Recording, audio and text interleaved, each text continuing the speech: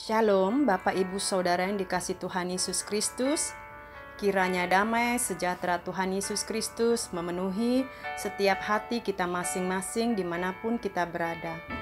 Selamat berjumpa kembali dalam pembacaan firman Tuhan.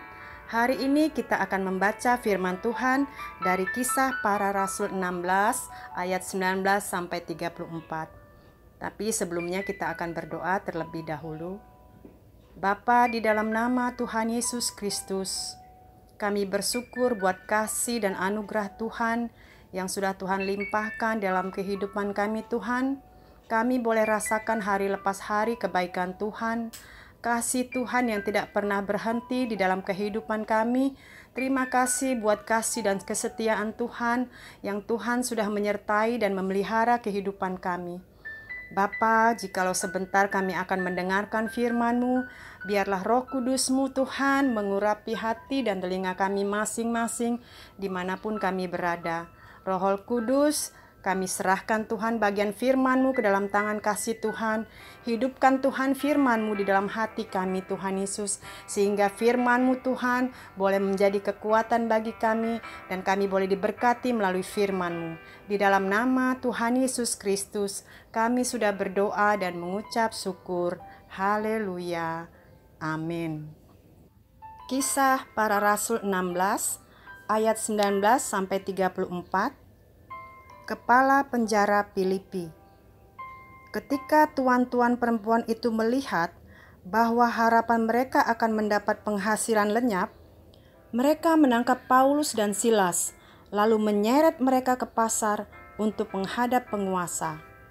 Setelah mereka membawa keduanya menghadap pembesar-pembesar kota itu, berkatalah mereka, katanya, "Orang-orang ini mengacau kota kita ini, karena mereka orang Yahudi, dan mereka mengajarkan adat istiadat yang kita sebagai orang Rum tidak boleh menerimanya atau menurutinya."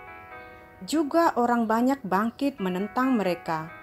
Lalu pembesar-pembesar kota itu menyuruh mengoyakkan pakaian dari tubuh mereka dan mendera mereka.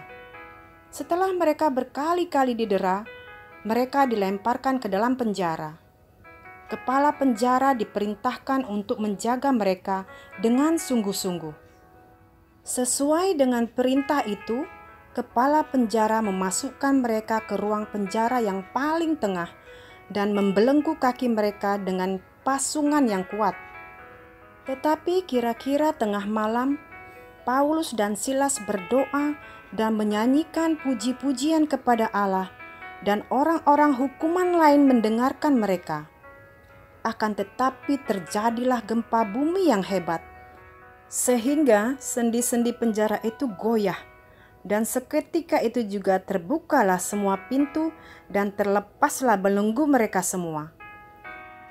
Ketika kepala penjara itu terjaga dari tidurnya dan melihat pintu-pintu penjara terbuka, ia menghunus pedangnya hendak membunuh diri, karena ia menyangka bahwa orang-orang hukuman itu telah melarikan diri. Tetapi Paulus berseru dengan suara nyaring, katanya, "Jangan celakakan dirimu, sebab kami semuanya masih ada di sini." Kepala penjara itu menyuruh membawa suluh, lalu berlari masuk dengan gemetar. Tersungkurlah ia di depan Paulus dan Silas. Ia mengantar mereka keluar sambil berkata, "Tuan-tuan, apakah yang harus aku perbuat supaya aku selamat?" Jawab mereka, "Percayalah kepada Tuhan Yesus Kristus dan engkau akan selamat, engkau dan seisi rumahmu." Lalu mereka memberitakan firman Tuhan kepadanya dan kepada semua orang yang ada di rumahnya. Pada jam itu juga kepala penjara itu membawa mereka dan membasuh bilur mereka. Seketika itu juga ia dan keluarganya memberi diri dibaptis. Lalu ia membawa mereka ke rumahnya dan menghidangkan makanan kepada mereka. Dan ia sangat bergembira bahwa ia dan seisi rumahnya telah menjadi percaya kepada Allah. Saudara, kalau Injil diberitakan dengan segenap hati, maka dapat mengubahkan kehidupan yang luar biasa. Salah satu bukti yang nampak ketika Paulus dan Silas dipenjara karena memberitakan Injil. Sekalipun mereka dipenjara di ruang penjara yang paling tengah, bahkan kaki mereka dipasung dengan kuat, yang secara manusia tidak mungkin bisa dilepas sendiri. Namun ketika mereka berdoa dan menyanyikan puji-pujian kepada Allah, terjadilah gempa bumi yang hebat, dan pintu-pintu penjara terbuka, serta belenggu mereka terlepas. Dan kepala penjara itu ketakutan, dan ia hendak membunuh dirinya. Tetapi Paulus berseru, "Jangan celakakan dirimu." Kepala penjara itu berkata, "Apa yang harus kuperbuat supaya aku selamat?" Paulus dan Silas berkata, "Percayalah kepada Tuhan Yesus Kristus, dan engkau akan selamat, engkau dan seisi rumahmu." Kemudian Paulus dan Silas memberitakan firman kepada kepala penjara dan semua orang yang berada di rumahnya. Saudara yang dikasihi Tuhan Yesus Kristus, memberitakan Injil bagi kita orang percaya adalah suatu keharusan. Seperti dikatakan dalam 1 Korintus 9 ayat 16. Karena jika aku memberitakan Injil, aku tidak mempunyai alasan untuk memegahkan diri. Sebab itu adalah keharusan bagiku. Celakalah aku jika aku tidak memberitakan Injil. Saudara yang dikasihi Tuhan, memberitakan Injil adalah tanggung jawab setiap orang percaya. Selagi ada kesempatan, beritakanlah firman. Seperti yang tertulis 2 Timotius 4 ayat 2. Beritakanlah firman. Siap sedialah baik atau tidak baik waktunya. Nyatakanlah apa yang salah. Tegurlah dan nasihatilah dengan segala kesabaran dan pengajaran. Haleluya.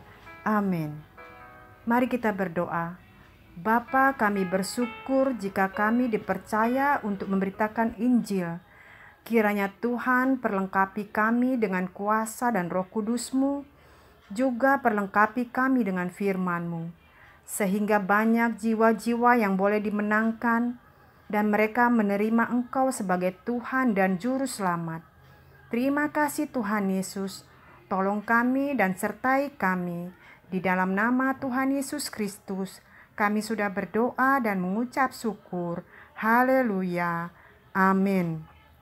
Saudara yang dikasihi Tuhan Yesus Kristus, kiranya firman yang sudah kita dengar boleh memberikan kita kekuatan dan memberkati kita untuk kita tetap kuat dan teguh di dalam memberitakan firman Tuhan sampai Tuhan Yesus datang untuk kedua kalinya. Tuhan Yesus memberkati.